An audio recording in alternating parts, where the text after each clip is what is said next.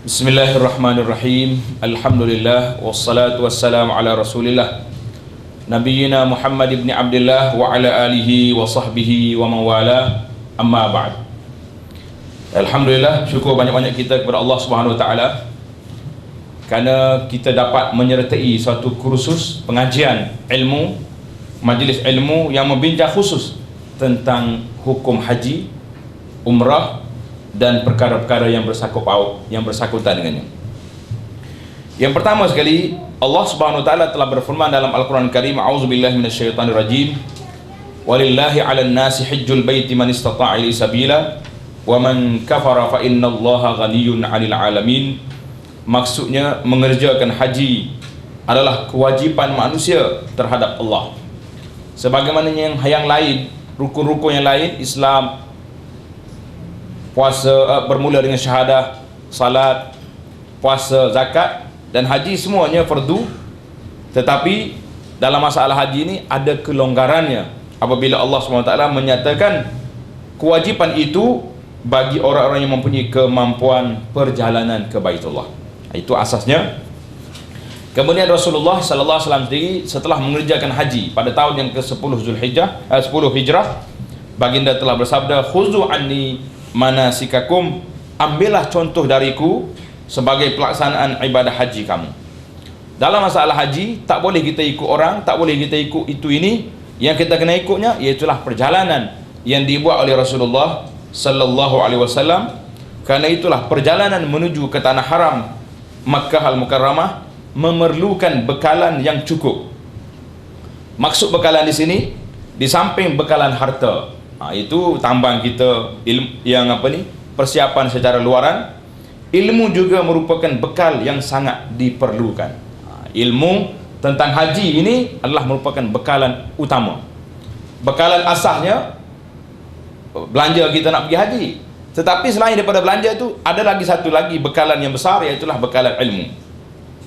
Kerana dengan ilmu seseorang akan terbimbing dalam melakukan ibadah hajinya sesuai dengan tuntutan Rasulullah sallallahu alaihi wasallam, khuzu anni manasikakum. Juga agar terhindar dari berbagai kesalahan dan kesilapan, sehingga hajinya diterima sebagai haji mabrur, tiada balasan baginya kecuali al-jannah ataupun syurga. Jadi sebagai persiapan kepada jemaah haji untuk melakukan haji yang sempurna, haji yang mabrur insya-Allah taala, maka kita mula pelajaran kita dalam kursus ini, dalam siri pengajian kita, iaitulah yang pertama sekali yang kita akan lihat tentang tajuk-tajuk kursus haji, iaitu ta'rif haji dan umrah, hukum mengerjakan haji, perbezaan di antara haji dan umrah, dan falsafah ataupun hikmah haji. Kita pergi kepada yang pertama, ta'rif haji. Kerana apa benda yang kita nak buat, nak kerja, kita kena tengok ta'rif dan pengertian apa ibadat yang kita nak buat itu. Barulah kita nampak maksud sebenar daripada kerja-kerja yang kita buat.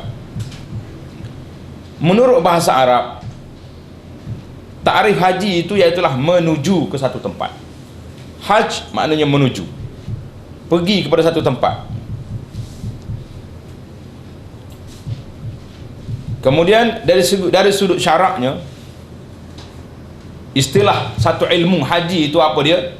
Iaitulah menuju ke Baitullah, menuju ke Kaabah, kerana mengerjakan ibadah haji dengan niat dan syarat-syarat tertentu. Tengok, kita pergi ke Mekah tak niat, pergi saja. Boleh pergi tak boleh pergi? Boleh pergi. Berapa ramai orang pergi ke Mekah, orang duduk di sana, dia tak niat haji, maka dia tak akan jadi haji. Haji ini mesti ada pergi ke Mekah dengan niat untuk mengerjakan haji atau mengerjakan umrah, dan syarat-syaratnya tertentu yang akan kita bincangkan secara terperinci dan ringkas. Itu dari segi takrif. Jadi bagi jemaah kita yang ada ni, kalau tak faham jangan tunggu, tanya terus, Ustaz, di sini perlu ulasan. Kerana kalau kita tunggu nanti terus terlupa je. Kita tak mau terlupa, kita faham. Kemudian kita berpindah kepada takrif umrah. Yang tadi haji. Haji makna menuju satu tempat. Dari segi istilahnya, melakukan satu amalan menuju ke Mekah Al-Mukarramah dengan niat yang tertentu, niat mengerjakan haji dengan syarat-syaratnya, dengan rukunnya. Tengok, berpindah pada umrah. Apa beza umrah ini? Umrah dengan makna ziarah, ziarah atau berkunjung. Menurut istilah syarak, mengunjungi Baitullahil Haram untuk mengerjakan ibadah umrah dengan niat dan syarat-syarat tertentu. Lebih kurang ya, takrif dua ni. Maknanya kalau kita lihat dari sudut takrif bahasa, umrah menuju ziarah, haji menuju satu tempat, ziarah menuju satu tempat, dua beradik itu. Karena itulah apabila timbul isu orang nak guna nama Allah, orang-orang yang bukan Islam nak guna nama Allah, dia bukan sekadar nak guna yang itu saja tuan-tuan, muslimin dan muslimat. Dia nak guna semua sekali. Termasuklah dia boleh kata, dia bila nak berkumpul di tempat dia, di tempat dia tu, dia boleh kata saya nak pergi ke ke tempat dia, nak pergi haji juga situ. Jadi nasib baiklah pihak kerajaan telah menghalang penggunaan ini, kerana dia akan mengelirukan orang Islam dan mengelirukan mereka sendiri, bertukar di antara haji dia, umrah kita dengan amalan mereka. Kemudian kita tengok, kita berpindah kepada tajuk yang seterusnya, iaitulah hukum mengerjakan haji dan umrah. Hukum mengerjakan haji dan umrah ini bagaimana hukumnya? Sebagaimana yang telah kita belajar, haji adalah wajib. Rukun Islam yang kelima ini haji. Wajib dilakukan sekali saja seumur hidup ke atas setiap orang yang mampu. Jadi tengok, Allah SWT dengan rahmatnya yang maha mulia, yang sangat besar kelebihannya, telah memberi kepada kita suatu keputusan bahawa haji ini bagi orang mampu. Orang yang tak mampu tak payah pergi. Jadi kemampuan di sini kita perlu tengok juga, yang kita akan bahas nanti. Apa dia makna mampu itu? Kerana ramai orang tak nak pergi haji, dia kata dia tak mampu. Betul ke tidak? Tidak mampu. Jadi betul tu kita bahas dan kita lihat, kalaulah hujah saja tak mampu, tetapi pada segi realitinya dia mampu, maka jawapan dia berat di hadapan Allah SWT. Sama-sama kita boleh jawab lah, Ustaz maaflah saya tak mampu. Tak mampu, tapi kita pergi rumah dia 3 tingkat banglo dah, bilik 12 ada contohlah, kereta besar. Macam mana kita nak jawab depan Allah nanti? Bukan jawab depan saya, depan kita boleh jawab. Depan Asyar ni tak apa, dia kata Ustaz tak mampu lagi, tapi depan Tuhan boleh tak boleh kita jawab. Jadi kemudian Nabi kita SAW bersabda, Nabi mengatakan, wahai manusia, sungguhnya Allah Ta'ala telah mewajibkan kamu semua melakukan haji, maka hendaklah kamu melakukannya. Seorang lelaki yang bernama Al-Aqra' bin Habis radhiyallahu ta'ala, dia bangun, dia tanya, ya Rasulullah, afi kulli amin, apakah haji ini setiap tahun? Susah juga macam tu. Nabi senyap. Nabi kata, ya Rasulullah, diam. Sehingga lelaki sebut, mengulangi lagi soalan tersebut. Kemudian baginda berkata, da'uni ma taraktukum, jangan duk tanya kat benda aku tak bagi tahu. Pada waktu itu, waktu perundangan, waktu tasyrik. Lau qultu na'am, kalau aku kata ya, la wajabat, dia akan jadi wajib setiap tahun. Wala mastata'tum, kamu tak akan mampu nak buat. Kemudian Nabi kita SAW beri nasihat yang panjang kepada sahabat ini. Nabi kata, jangan duk tanya kat benda-benda aku tak bagi tahu. Binasanya umat dulu kerana banyak bertanya pada mereka, kepada nabi-nabi mereka. Ingat tak ingat kita cerita sewaktu Bani Israel diperintah oleh Allah Ta'ala supaya sembelih lembu, izbahu baqarah. Ini kena ingat ni, cerita lembu ni saya akan bawa di sini, akan ulang balik sampai ke Mekah. Di Mekah pun kita ulang cerita Bani Israel ni. Dia tak puas hati, dia mari tanya pula, Musa ni apa cerita dia kata. Tak royak pula, tak bagi tahu pula, lembu ni jantan ke betina. Marah dia, belagak mari. Bila royak, esok dia mari lagi, tak royak pula Musa ni, lembu ni warna dia apa, putih ke hitam? Belagak lagi. Esok belagak lagi, muda ke tua? Jadi bila duk belagak banyak sangat soalan, akhir-akhirnya sampai peringkat mereka hampir-hampir tak boleh nak sembelih lembu kerana banyak soalan sangat. Jadi Nabi beri nasihat kepada Aqra', dia kata jangan tanya banyak kak. Kalau tanya banyak nanti kamu tak mampu nak buat. Kalau aku kata ya, la wajabat, maka wajib haji itu setiap tahun. Mampukah kita nak pergi setiap tahun? Sekali ni pun Allahu Akbar, letih dah kita dah. Habis kumpul harta dah, habis duit dah kita cari. Jadi insya-Allah taala tahun ni kita akan dapat pergi. Itu di antara dalil wajib haji. Kemudian Allah Ta'ala firman dalam Al-Quran, wa atimmul hajja wal umrata lillah. Maksudnya, dan sempurnakanlah ibadah haji dan umrah kerana Allah. Sempurnakanlah ibadah haji dan umrah kerana Allah. Dalil wajib umrah juga, iaitulah dalil ayat yang sama, wa atimmul hajja wal umrata. Jadi oleh kerana kita ni telah diperintah mengerjakan haji dan umrah kerana Allah, jadi Nabi SAW juga telah melakukan umrah. Kerana itu para ulama telah mengatakan umrah juga wajib. Yang timbul hari ini persoalan, orang pergi umrah tak pergi haji, macam mana keadaan dia? Jadi kita bincang nanti bila sampai bab dia. Hukum mengerjakan umrah sama dengan haji. Umrah adalah wajib dilakukan sekali saja seumur hidup ke atas setiap orang yang mampu. Sekali je wajib. Yang lain itu sunat. Kecuali kita memperwajibkan dia. Boleh tak boleh kita nak suruh hak tak wajib jadi wajib? Boleh ke tidak? Macam mana? Cuba jawab. Nazar. Maknanya kalau kita dah pergi haji, dah pergi umrah dah sekali, selesai dah. Hak wajib dah gugur dah. Kita rasa macam mana nak suruh jadi wajib pula? Maka kita bernazar. Sekiranya saya dapat apa-apa yang dia nak lah, apa-apa yang kita nak. Nak projek ke, nak anak ke, nak rumah ke, nak apa saja yang kita nak, wajib kata aku mengerjakan umrah. Pada waktu itu bila dapat benda tu, maka wajib umrah itu jadi wajib. Cuma pihak tabung haji telah buat muzakarah dia. Dalam keputusan muzakarah mengatakan, sesiapa yang bernazar tidak menjadi hak kepada dia sebagai prioriti untuk dapat kota lebih. Jadi kadang-kadang orang ni cerdik juga. Oleh kerana dia nak pergi cepat, untuk haji yang kedua lah, dia pun tak tulis dengan surat tabung haji, saya buat rayuan segera kerana haji saya yang kedua ni wajib juga macam yang pertama, sebab saya bernazar. Tabung haji kata kita akan ke tepi, abaikan. Kalau tidak macam ni, beribu orang akan hantar surat nazar semua haji tahun ni. Tabung haji pun kena bagi lulus dengan dia kota tersebut. Jadi tabung haji cerdik. Sebagaimana tuan-tuan cerdik, dia pun cerdik juga tak? Jadi kemudian kita lihat tentang apakah mengerjakan haji ni boleh disegerakan atau diperlewatkan, dilambatkan.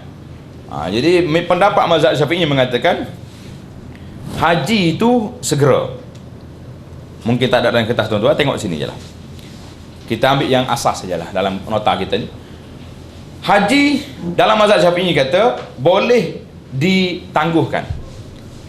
Kalau kita dah lulus dah tahun ni, dah dapat dah duit dah ada dah. Tak apalah, nak siap rumah dulu, nak beli kereta dulu, nak tu nak ni dulu, lepas ni baru kita pergi. Boleh dia kata. Tapi dengan syarat. Boleh tu dengan syarat. Syaratnya apa? Mempunyai keazaman untuk melaksanakannya pada masa depan. Maknanya kalau kita oleh kerana saya mazhab Syafi'i, tak apa nanti tua nak pergi. Tak lagu tu. Mesti ada keazaman. Keazaman tu macam mana? Paling tidak pun tuan-tuan kena pergi daftar dengan tabung haji. Orang yang daftar tahun ni 2010 ni, kita akan dapat pergi tahun berapa? 15 tahun lagi. Jadi sedap sikit hati tu. Takdir Allah SWT bukan nak suruh mati ni. Kalau mati sehari dua ni, malaikat mari tanya, kenapa tak pergi haji? Dia tayang banglo kita besar, kereta kita besar. Boleh jawab juga tak? Tuan malaikat, daftar dah, azam tu sudah ada. Cumanya tahun 25 tu baru nak pergi. Sedang molek saya pencen. Kalau orang kerja kan. Jadi ada alasan. Tapi kalau langsung kosong, daftar tak ada, tuan-tuan nak jawab apa pada malaikat nanti? Boleh jawab tak boleh jawab? Saya nak jawab. Bukan dia makan rasuah, buat malaikat ni jangan duk kira macam orang kawan-kawan kita kena belanja kopi 2-3 kali. Alah, payah dia tu. Nak ambil tu nak kira apa? Member tak? Jadi masalah malaikat ni tak ada member. Dia member dengan semuanya betul belaka. Syarat yang kedua, ni yang besar lagi, yakin keselamatan dan kesihatan dirinya adalah terjamin pada masa tersebut. Siapa dia boleh bagi jaminan yang syarat yang kedua ni? Siapa boleh jamin? Siapa boleh jamin? Mana kita boleh jamin? Kita sendiri. Aku garanti 5 tahun lagi beres. Duk maintain sekarang ni. Segala ubat tak makan lagi dah. Makjur makan. Ubat-ubat kesihatan, kopi 7, kopi 10 semua makan belakang. Kerana nak jaga, nak maintain 5 tahun lagi boleh. Tak ada jaminan. Jadi oleh kerana tak ada jaminan, maka pendapat yang mengatakan segera itu adalah merupakan pendapat yang kuat. Pendapat yang kedua, wajib segera. Bila cukup je syarat, segera. Makna segera di sini, Kita pergi daftar lah, pergi daftar. Kota tak masuk itu cerita lain. Bukan hak kita, itu hak kerajaan. Dalilnya yang mengatakan Allah SWT telah fardukan ke atas kamu haji, maka kerjakanlah. Nabi SAW telah bersabda, Inna Allah farada alaikumul hajja fahujju. Segera, bila segera, maka kerjakanlah. Ulama mengatakan apabila disuruh, maka hendaklah kamu segera. Hadis lain lagi, hadis Ibnu Abbas mengatakan, segerakanlah mengerjakan haji, kerana seseorang itu tidak tahu apa yang akan terjadi ke atas dirinya. Betul ke tak betul? Kita tak tahu apa nak jadi. Na'udzubillah, minta selamat lagi kita tak. Berjalan je, mari orang langgar, mati juga kita. Walaupun kita jaga undang-undang jalan raya 60-60 je lari. Oh 60, mari orang belakang dia kata, apa benda bawa kereta 60 sini ni, jalan begitu luas. Perhatian, bagi ulama Syafi'i yang mengatakan boleh ditangguhkan itu, sesiapa yang melewatkan haji kemudian mati, menyatalah dia mati dalam maksiat kerana kecuaiannya. Jadi kita berani bincang kuat hari ini di sini kerana tuan-tuan sudah nak pergi haji dah ni. Jadi tentang dalil mungkin kita nak lihat juga tadi, kenapa dalam mazhab Syafi'i mengatakan boleh dilewatkan haji, ditangguhkan. Ini berpunca daripada satu masalah besar, iaitulah bilakah tarikh sebenar difardukan haji ini kepada Nabi SAW. Ada yang setengah mengatakan awal lagi, tahun yang ke-5 lagi fardu, Nabi tak pergi. Ada yang mengatakan tahun yang ke-6 Nabi tak pergi, tahun yang ke-7, yang ke-8, yang ke-9 tak pergi. Maknanya boleh ditangguhkan. Sedap juga hujah ni. Sedap ke tak sedap? Sedap hujah tu dah. Kita pun rasa nak balik bawa hak ni juga ni, lambat nak pergi ni. Dijawab balik satu persatu. Kalaulah tahun yang ke-5 difardukan, andai kata masa tu Mekah di bawah siapa? Di bawah kafir Quraisy, belum diambil lagi. Tertolak hujah kamu. Kita kata tahun yang ke-6 diperdukan. Okey, memang tahun ke-6, contohnya Nabi dah pergi tahun yang ke-6 untuk melakukan umrah. Nak pergi umrah yang beberapa orang saja bersama Rasulullah pun disekat oleh Quraisy, tak boleh masuk. Macam mana nak pergi lebih pada tu? Tahun yang ke-7 Nabi kita SAW dibenarkan mengerjakan umrah, ganti yang tahun 6, tetapi 3 hari je visa. Visa dibenarkan 3 hari tanpa senjata masuk. Nabi kita pergi sungguh.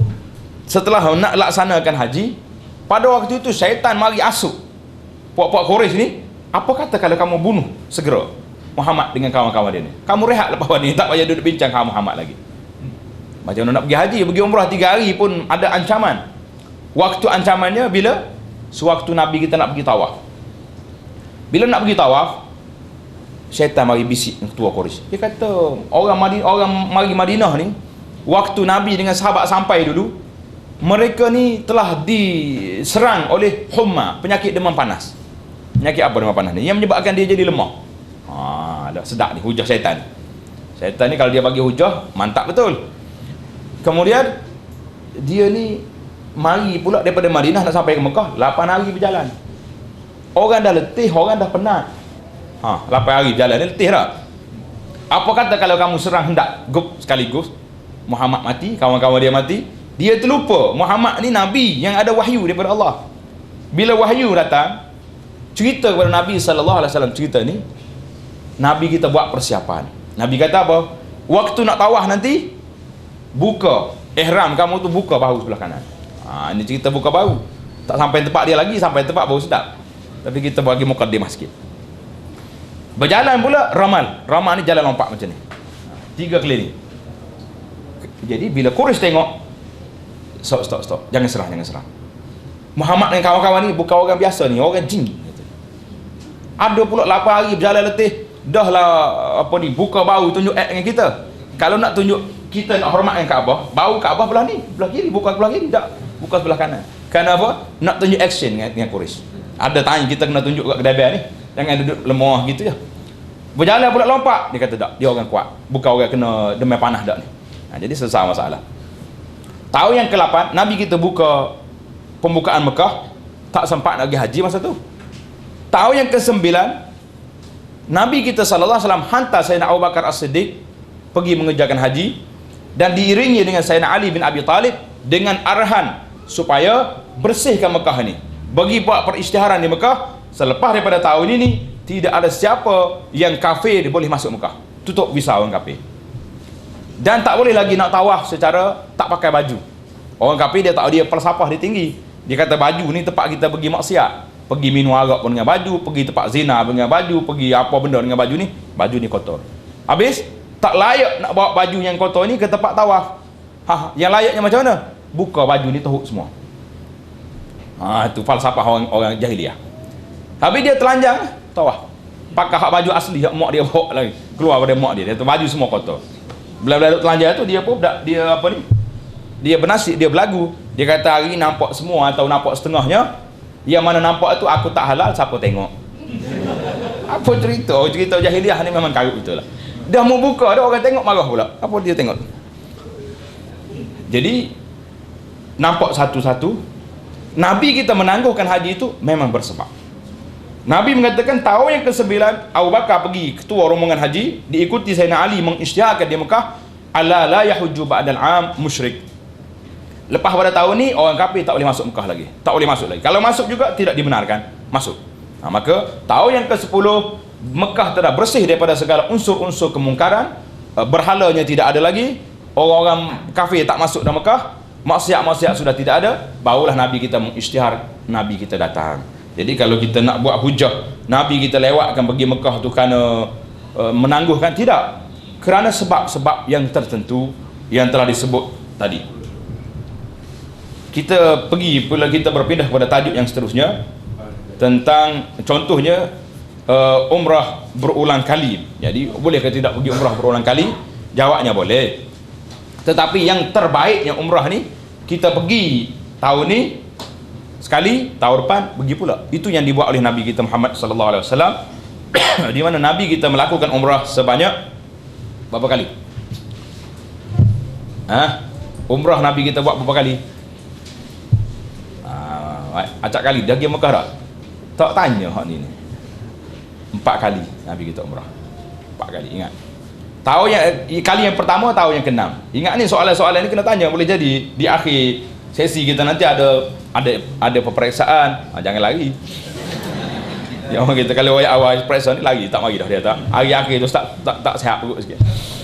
Jadi tapi kalau lari rugi, ada hadiah. Tahun yang ke-6 masuk Mekah diskat. 1.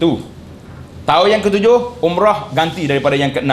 2. Tahun yang ke-8 selepas pembukaan kota Mekah, setelah selesai semua Nabi kita tawan kawasan sekitar dan membagi harta-harta rampasan, maka Nabi kita buat umrah daripada Ja'ranah.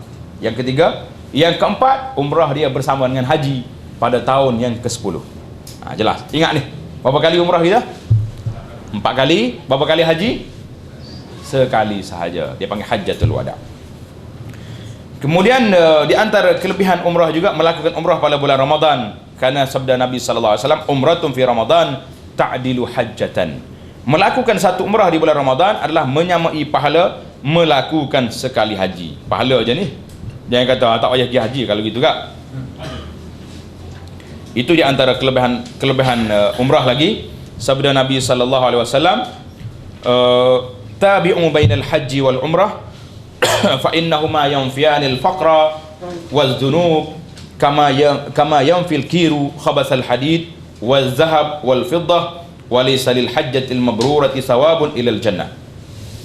Maksudnya ulangilah di antara haji dan umrah. Ulangi itu selangi. Pergi haji tahun ni, tahun depan pergi umrah. Itu maksudnya. Kenapa? Kerana ianya haji dengan umrah itu menghapuskan kesilapan dan dosa-dosa, yang fi'anil faqra, menghapuskan kepakiran. Tanda di situ, menghapuskan kepakiran dan dosa-dosa sebagaimana alat penghembus api. Alat tukang besi itu duk tiup api iaitu menghapuskan karat besi, emas dan perak. Dan tidak ada balasan bagi haji yang mabrur itu kecuali syurga. Ini bandingan yang besar Nabi kita sallallahu alaihi wasallam buat. Tabi'u bainal haji wal umrah. Ikuti, selangi haji dengan umrah. Balik tahun ni pergi haji, tahun depan pergi umrah. Kerana Haji dengan umrah ini menghapuskan kefakiran. Mungkin timbul dalam kepala kita, macam mana ustaz? Macam mana pula boleh hapus kefakiran? Pergi haji habis 20,000, 30,000 habis. Nah, pergi umrah habis 10,000 contohnya. Tak tahulah kita nak jawab macam mana.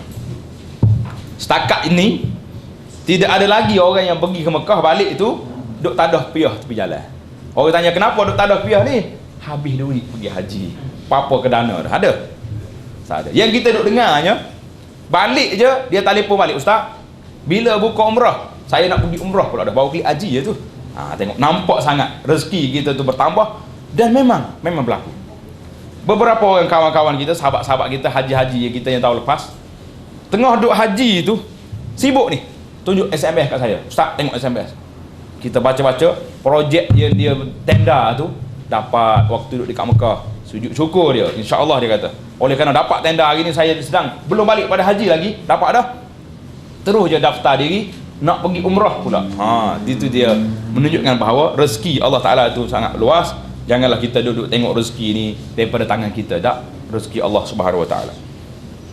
Kemudian kita berpindah kepada beza di antara haji dan umrah. Apa beza di antara haji dan umrah? Haji hanya boleh dilakukan pada bulan-bulan haji saja. Bila sebut bulan haji, bilakah bulan haji? Tanda betul-betul. Ingat selalu, bulan haji itu iaitulah Syawal, Zulqa'dah dan 10 hari Zulhijjah.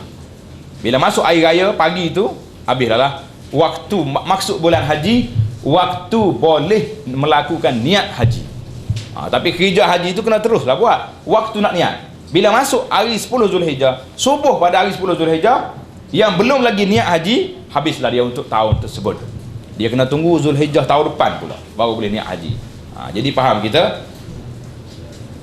Itu beza. Haji boleh niat dia dalam bulan haji sahaja. Bila bulan haji?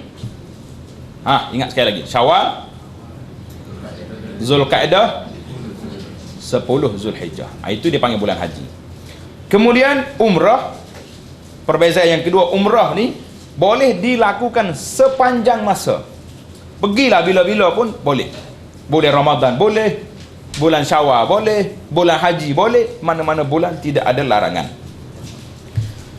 Perbezaan yang kedua, haji merupakan suatu ibadah yang mengandungi amalan wukuf di Arafah, bermabit di Muzdalifah, bermalam di Mina, dan melontar di Jamrah. Itu amalan haji. Ibadat umrah tidak mengandungi amalan yang tersebut. Itu perbezaan dia.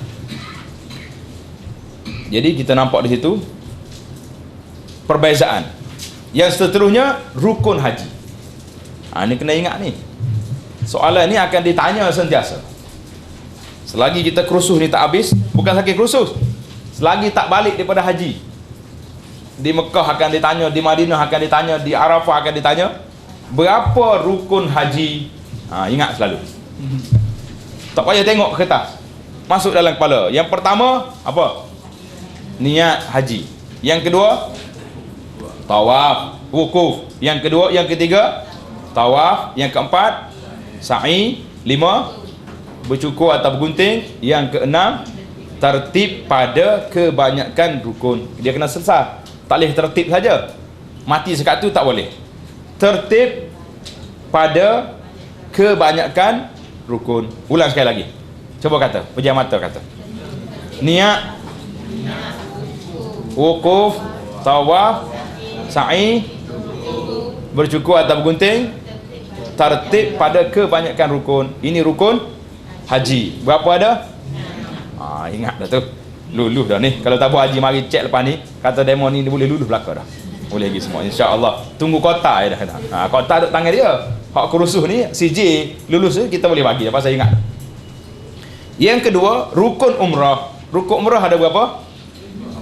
Sebut. Niat, tawaf, sa'i, bercukur atau bergunting, tertib. Tak ada kebanyakan rukun, tertib saja. Jadi itu beza dia. Jadi ingat. Yang tak ada di situ di umrah tu apa dia? Wukuf tak ada. Ingat. 6 tolak 1. Umrah tak ada wukuf. Jadi itu je ada beza. Mana umrah ni ada 5, haji ada 6. Mudah sangat dah ingat. Kemudian kita pergi pula perbezaan antara wajib haji dengan wajib umrah. Lepas ni kita tahulah. Pagi ni kita nak hafal dulu perkara asas ataupun basic yang kena ingat. Rukun haji ada berapa? 6. Rukun umrah 5. Wajib haji ada berapa? 6. Wajib umrah ada? Yang pertama wajib haji, niat ihram di miqat. Ingat tu. Hak tadi, rukun haji tadi berniat haji tu. Niat haji. Yang ni wajibnya niat itu di mana? Di miqat. Yang ini yang wajib. Yang rukun niat di mana? Ini bertukar. Kalau kita test nanti di Mekah pun ramai orang tak boleh hadiah ni sebab ni. Bila tanya apa beza di dua-duanya? Dalam rukun ada niat, dalam wajib ada niat. Tak? Baik. Apa beza di antara niat rukun dengan niat wajib? Kena tengok balik kertas kita. Niat rukun, niat di hati. Nawaitul hajjah, saja aku mengucapkan labbaika hajjan, niat di hati. Niat yang wajibnya mana? Di miqat. Di miqat mana tempat nak niat tu. Itu beza dia. Wajib haji yang kedua, meninggalkan perkara larangan ihram. Larangan ihram kita belum masuk lagi, tetapi setengah jemaah kita dah kursus. Berapa ada larangan ihram? Pandai benar dah. Tak payah kursus dah kok. Kursus juga. Yang ketiga, bermalam ataupun bermabit di Muzdalifah. Bermalam atau bermabit di Muzdalifah. Yang keempat, melontar jamrah Aqabah. Yang kelima, bermalam atau bermabit di Mina sebanyak 2 malam atau 3 malam. Yang keenam, melontar ke 3 jamrah pada hari-hari tasyrik. Melontar 3 jamrah pada hari tasyrik. Hari tasyrik ni hari apa? 11, 12, 13. Jadi tengok, jangan berbeza di antara yang nombor 4 tu. Yang nombor 4 tu melontar jamrah Aqabah pada hari 10, pada hari raya. Itu hari raya saja. Kemudian kita pergi kepada wajib umrah, miskin umrah. Wajib dia ada 2 saja. Rukun dia ada 5. Wajib dia ada 2. Mudah sangat. Yang pertamanya niat ihram di miqat. Niat ihram di miqat. Yang kedua, meninggalkan perkara larangan dalam ihram. Jadi habis itu. Perbezaannya, wajib umrah tidak ada perkara nombor 3, 4, 5, 6 dalam wajib haji. Selesai. Kemudian kita pergi kepada falsafah ataupun hikmah haji. Falsafah ataupun hikmah haji yang disebut sebagai maqasid al-hajj. Objektif haji. Tujuan apa Allah SWT suruh kita pergi haji ni, kerana apa? Apakah Tuhan nak suruh kita ni letih lagu tu kah? Nak suruh kita ni penat gitu kah? Tak mungkin. Memang penat, memang letih. Nak suruh kita habis duit. Semua tu memang berlaku. Tetapi di sana ada maksud ataupun tujuan yang besar di sebalik pensyariatan haji itu sendiri. Kita cuba lihat sedikit secara ringkasnya. Kerana rukun Islam itu ada berapa? 5 perkara. Yang pertama, mengucap 2 kalimah syahadah.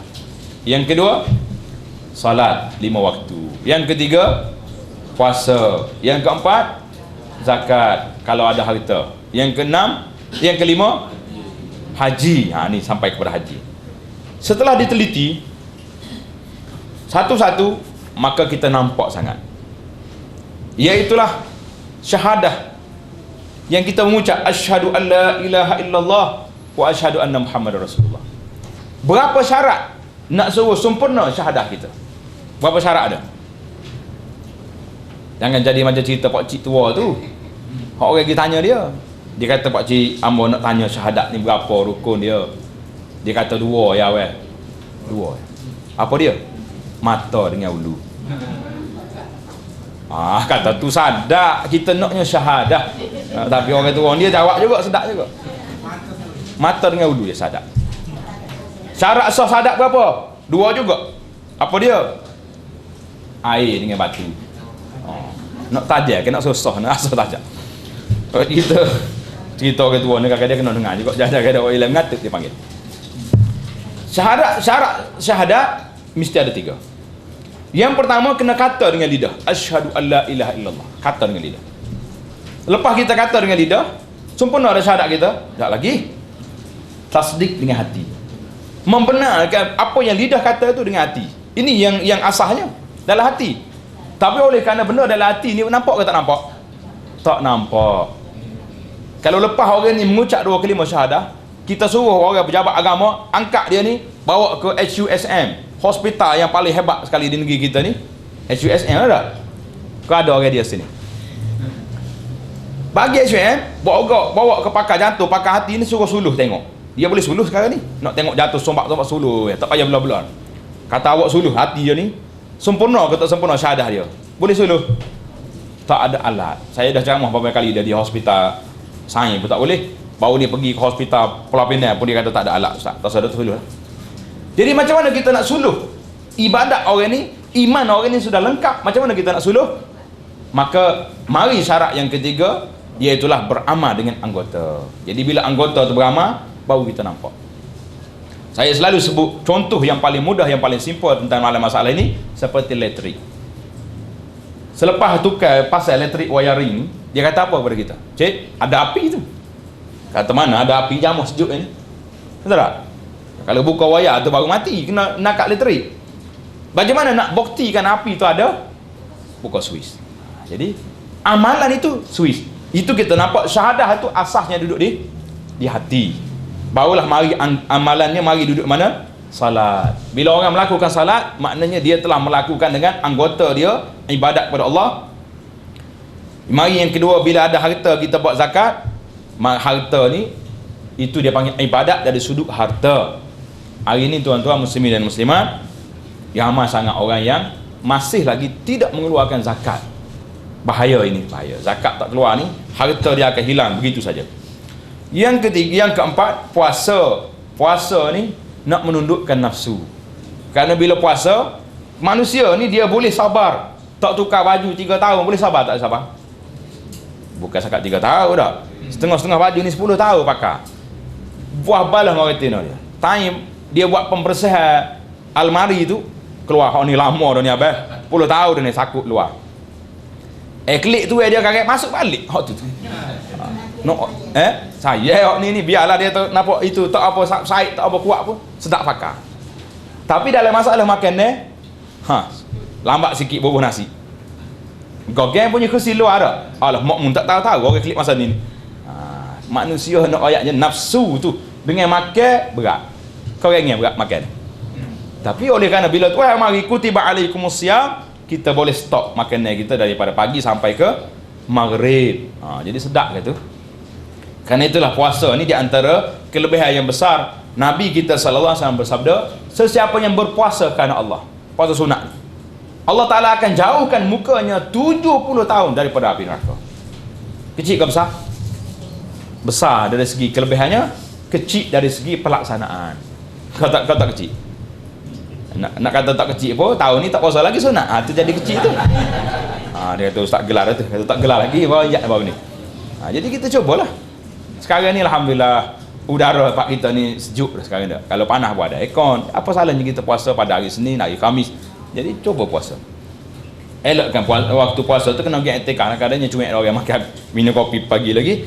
Jadi puasa menunduk nafsu. Bila mari haji, rukun Islam yang kelima ini dia campur semua sekali. Campur semua. Kena kata dengan mulut kita, kena pergi labbaik Allahumma labbaik. Habis. Tubuh kita sendiri, anggotanya paksa kena berjalan. Nak pergi tawaf kena berjalan. Nak pergi sa'i berjalan. Melontar berjalan. Semua sekali kena berjalan. Harta terlibat tak terlibat harta? Terlibat. 10,000, 20,000, 30,000. Kalau masuk pakej mahal lagi. Pakej yang paling tinggi sekali 100,000 lebih pun ada. Tidak jadi masalah. Dah dia kaya biar. Jangan duduk pertikaian. Setengah orang ni mari tanya, ustaz, Apa kat ni package eksklusif eksekutif? Kata ikut dia ada PT dia ada. Kalau dia tak pergi Mekah pun PT tu dia habis juga pergi ke England, pergi ke London, pergi ke China. Baik dia habis ke Mekah. Jadi kita jangan duk pertikai PT orang tu. Yang kita pertikai PT kita nak pergi tak mana. Jadi masalah kita sekarang ni suka sangat duk pertikai hak orang, kita tak pertikai hak kita dah. Jadi kita jangan cia cara orang. Maknanya dalam haji ni merangkumi semua sekali. Anggota terlibat, harta terlibat, nafsu sangat terlibat juga. Kerana bila nak pergi haji falsafah dia, Allah Ta'ala letak 3 perkara. Tuan-tuan kena tulis molek ni, tok dalam kepala besar-besar. Faman farada fihinna al-hajja fala rafasa wala fusuqa wala jidal. La rafasa wala fusuq wala jidal. Ini semua nafsu. La rafas, tak boleh lagi sentuh orang perempuan. Buah pun tak boleh. Jadi jemaah haji kita ni bila kita niat labbaik Allahumma labbaik, sudah niat ihram, isteri yang kita sayangi, yang kita bawa mari jauh ni, boleh tengok je dia, nak cuek pun tak boleh, nak kenyuk mata pun tak boleh. Jadi nafsu marah tu. Mana nak kenyuk mata pun tak boleh ustaz. So nak cuek, memang tak boleh, itu larangan ihram. Hak perempuan apa tengok abang dia tu, tengok je lah. Supaya kita kelih mula-mula dia takut naik lagi tu contohnya. Tak boleh nak cuek, tak boleh nak cakap pun. Dia tidak kata tak boleh bercakap, boleh bercakap. Maknanya tak boleh berbincang tentang perkara-perkara yang terlibat dengan masalah seks, tak boleh. Wala rafasa, itu yang pertama tu letak depan sekali. Tapi tuan-tuan kena ingat, bila letak yang pertama ni, maka inilah di antara halangan besar. Kerana itulah kita sangat beri galakanlah kepada jemaah yang ada kemampuan, ambillah package 2 orang sebilik. Dia kata ustaz ngepin juga bila kuliah haji pun tidak ngepin, pengalaman. Kalau tidak, penat kita, penat. Selalu je mari ketuk pintu, nak tengok isteri dia ada ke dalam bilik. Hak ketuk pintu tak apa lagi. Ada setengah jemaah ni tidak beradab, pakai buka pintu kat orang dalam bilik 4 orang, 5 orang, 6 orang. Biasalah orang dalam rumah orang. Dia tak tutup aurat, dia tak bertepi. Ya Allah, mari berjujuk, mari ustaz, tolonglah bilik kami diceroboh. Bila hak ni kata diceroboh, isteri dia tu mewah telinga. Mari pula bisa. Jadi akhirnya nak tukar bilik lah, macam mana Ustaz Bakhru yang jadi mangsa dia ni, kena cari masalah ni. Jadi yang ada kemampuan, PT boleh cari tuan-tuan, dia mari pula insya-Allah. Kesenangan kita tu payah. Setengah orang tu dia dengar falsafah orang kapur-kapur. Haji ni jihad. Jadi kita kena lawan nafsu. Tapi melarat ke mari ketuk itu siang malam ni, berat juga lah gitu dah. Ni cerita semati lah, bukan kata nak ngapai tidak, tapi realitinya memang begitu. Dan ada juga orang yang mampu, ada yang berakhlak, yang beretika, tidak jadi masalah. Jadi haji ini memang yang kedua, la fusuk, jangan buat benda yang tidak baik. Benda tidak baik macam mana? Contoh yang paling mudah yang saya boleh beri, iaitulah mudah sangat nak berkelahi di Mekah. Allahu Akbar, subhanallahil azim. Syaitan ni besar-besar. Dia macam kita pergi setel, itu ni polis hak jaga di tepi-tepi pasar pagi ni. Hak ada paku, tak ada paku. Tak ada paku, hak biasa-biasa ada. Tapi hak jaga istana tu bukannya private. Hak besar-besar jaga. Supaya juga oleh kerana Mekah ni tepat molek, setel hak pergi situ tu bukannya private. Kapten belakang mari situ. Meja-meja duduk situ. Tak ada meja marah kita. Nak cerita pakak besar mari. Jadi bila pakak besar godok apa berat. Jadi mudah sangat nak berkelahi dalam masalah dengan berkelahi dengan kawan sendiri, dengan suami isteri pun mudah terjadi di sana. Wala jidal, jangan duk bala. Jangan duk berbantah. Tuan-tuan boleh bayangkan dengan pemikiran kita. Di tempat yang begitu ramai manusia, yang biasa yang naik sayap ni, tengah-tengah tawah tu, tepuk sikit gerak naik. Tengah tawah tu, Allahu Akbar, buka sayap ni biasa ya. Dia sepatutnya situlah tempat kita tawar, orang tepuk kita kat Masya Allah, tabarakallah, biar duk gitu mun. Nduk lepas jeling retek, kelakar orang hitam ni. Dalam tengah duk tawah. Bahasa kelakar orang hitam ni. Gapo jadi tawah kita tu? Punah lah tu. Allah, patai lagi ihram ni cukup dahsyat tuan-tuan. Kadang-kadang kita insya-Allah lah kita akan bincang banyak lagi motivasi ni. Ini motivasi. Dia kata lambat lagi nak pergi, tapi persiapan mental dengan jiwa kita ni kena kuat. Pengalaman kita bagaimana nak motivasi dekat dengan nak haji. Biasanya saya akan beri motivasi setiap hari, 2 hari sekali kepada jemaah kita ni. Persiapan apa yang kita nak buat di Arafah, bumi yang paling besar sekali. Kalau kita bimbang, orang lain pergi haji mabrur, kita dapat haji Marlboro. Ramai juga pergi haji Marlboro. Jadi alhamdulillah lah jemaah kita yang lepas-lepas kita duk tekan sangat benda ni. dia akan tak bawa Marlboro dia tu di Arafah. Jadi kalau dia bawa pun dia pasal kena pergi sembunyi, duduk dengan syaitan mana-mana tepi bukit ni isap okok situ. Jadi mana isap okok tu panas, itulah tebal sikit telinga tu dah. Pasal Abu Anah ni ngomong sungguh dalam masalah ni pasal nak suruh kemah sikitlah biar haji kita tu jadi haji mabrur, jangan duk jadi haji Marlboro dalam masalah ni. Kemudian kita habiskan tajuk kita ni, hikmah dalam melaksanakan ibadah haji. Kita nampaklah beberapa ciri yang ada di hadapan kita ni. Di antaranya pengorbanan. Mana tak korbannya? Nak tinggal rumah tangga 40 hari, 45 hari ni senang ke tak senang? Nak pergi Kuala Lumpur 3 hari tu puas pesal kan anak dah. Habis pesal, habis horas kapur tolong jaga. Ni 40 hari kita boleh tinggal ke rumah tangga kita di saat anak kita masih kecil sebagainya. Kalau hak nenek pula cucu kecil, Allah sayangnya nak tinggal cucu kan. Jadi kita boleh tinggal rumah tangga kita. Kenapa? Ini persiapan. Aku pergi 40 hari balik tengok huru ke tidak? Tak huru. Tenang kita tuan-tuan. Kalau bagi mati sungguh sehari dua ni, rasa alhamdulillah 40 hari baru ni anak kita ada orang jaga, cucu kita jaga, rumah kita nampak anak-anak jaga dengan baik, tidak kata huru hara tidak. Jadi kita balik tu dalam keadaan tenang bahawa percobaan kita tinggal 40 hari ni, kalaulah salah Allah Ta'ala takdir kita tak ada sungguh paham ni pun, nampak ketenangan tu ada. Jadi tutup mata rapat lah istilah orang tua. Masalah sabar dengan tabah ni terlalulah. Sebagaimana kita sebut mukadimah tadi, 3 benda yang asas. Yang kedua, yang ketiga, persaudaraan. Tak saudara macam mana? Lepas pada kita kahwin dulu, lepas pada kahwin nikah dengan suami dulu, pernah kau kita tidur dengan orang lain? Tak dah lah. Mari haji 40 hari tidur dengan kawan-kawan, bari derah ngeko dalam tu. Macam-macam cerita banyak tu. Jadi persaudaraan itu biar rapat. Jadi cara persaudaraan itu kita akan ajarlah, kita akan bagi motivasi nanti bagaimana cara sehingga peringkat jemaah yang bersama kita, saya syorkanlah supaya kita berkawan di Mekah dan berbesan di Malaysia. Besan maknanya anak nikah tu jangan menambah di Malaysia, tu jadi masalah. Isu lain timbul pening kita.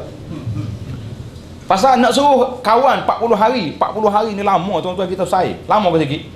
Tidur sekali, makan sekali, berjalan sekali, ibadat sekali, cukup lengkap. Kita pun kenal hati budi kawan sebiji kita ni. Apa salahnya? Saya ada anak duduk di UIA je tak? Jadi hajah, saya ada anak duduk di UKM. Pelagar dua tu. Oh, comel benar. Jumpa Mekah pula tu dah. Oh, cantik. Dan memang ada yang sudah terjadi, alhamdulillah. Dengan azab Allah Taala, balik tu di atas surat ustaz kena hadir. Majlis ni, majlis bincang Mekah, berbahasa di Mekah. Oh, comel benar saya. Insya-Allah Taala. Bawa gambar anak comel-comel tunjuk kau orang. Jangan tunjuk kau ustaz tu dah lah. Mengabdikan diri kepada Allah, fadilat haji yang begitu besar, gambaran akhirat. Allahu akbar. Perjalanan haji ni gambaran akhirat. Sebabnya kita akhirat, bila kita keluar daripada kubur, kita tahu nak gimana tuan-tuan? Tahu? Tak tahu. Ikut arus. Kita nak keluar daripada rumah kita, pergi Kuala Lumpur, kita tahu. Turun di Putrajaya, turun di KLIA, lepas tu nak pergi rumah anak, naik taksi. Kita sampai di Mekah, tak tahu nak pergi ke mana. Tunggu ya bah mari. Tak buat haji kata, bah kamu ni, muasasah kata, kamu mari pukul 10 pagi. Kadang-kadang pukul 4 petang, tak mari lagi. Cokoh, tunggu situ. Kita berbela-bela tu jangan duk marah kau ustaz. Tengok ustaz jelingnya. Apa? Toleh, pukul 10, pukul 4 tak mari lagi. Jangan. Waktu itulah tuan-tuan kena menitiskan air mata. Aku esok tubik daripada kubur. Bagaimana perjalanan aku nak sampai ke syurga? Senang ke? Susah? Kau lagu ni lah ujian Allah Ta'ala kepada kita. Pada waktu itu kita tak boleh ceramah dah. Kalau ceramah dicelak mata kita, ustaz pandai lah, sedap lah, kecek, bah tak mari-mari. Tak boleh. Sekarang ni saya bagi motivasi awal-awal, minta tuan-tuan bincang masa tu. Oh, masa tu dia tengah panas, kalau kita pergi ceramah, penuh haji. Dia jekah balik kita, habislah. Wala jidala fil hajj, sudah penuh. Jadi kita kena ingat, aku ni tubik keluar daripada kubur nanti, senang ke, cepat ke, lambat ke sampai ke syurga, atau sebaliknya wal-iyazubillah. Jadi kita sambil-sambil duduk tunggu tu istighfar banyak-banyak, astagfirullah. Ya Allah, semua ni Allah Taala uji aku ni, Allah Taala nak coba aku ni, nak suruh aku sedar bagaimana perjalanan ke akhirat. Jadi semua ni perjalanan ke akhirat. Ada kita pakai baju putih dah ni, pakai yang putih ni seolah-olah keluar daripada kubur dengan kain kafan kita. Jadi banyak sangatlah lagi dugaannya, memang banyak tuan-tuan. Dugaan di Mekah banyak. Kalau saya tunjuk rekod hak kita duk kerja selama beberapa tahun ni, Masya Allah, tabarak. Banyak sangat ni pengaduan mari ni, pengalaman dia kan. Jadi banyak ke buku-buku yang ditulis tentang sejarah-sejarah, cerita pelik-pelik haji tu. Setengah tu ada terlebih pun ada juga. Nasi tambah banyak sangat pun ada juga. Jadi kita cubalah Jangan terlalu sangat menyebabkan orang jadi takut nak pula Mekah ni. Yang ke seterusnya, melawan nafsu persamaan. Pada asalnya persamaan, tapi oleh kerana suasana hari ini berbeza, jadi ada juga sedikit perbezaan. Satu cita-cita, iaitulah kita sama-sama nak kepada apa? Nak kepada keampunan Allah Subhanahu wa taala. Jadi kita berhenti rehat seketika, insya-Allah kita akan sambung lagi selepas ini.